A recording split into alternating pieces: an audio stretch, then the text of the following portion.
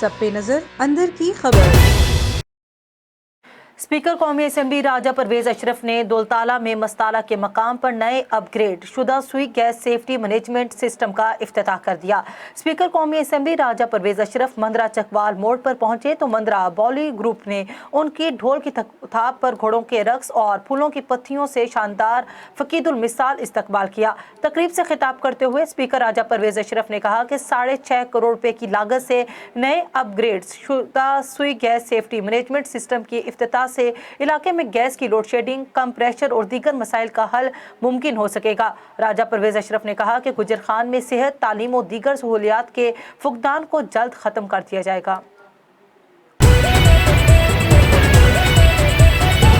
A1 TV، سب پہ نظر اندر کی خبر۔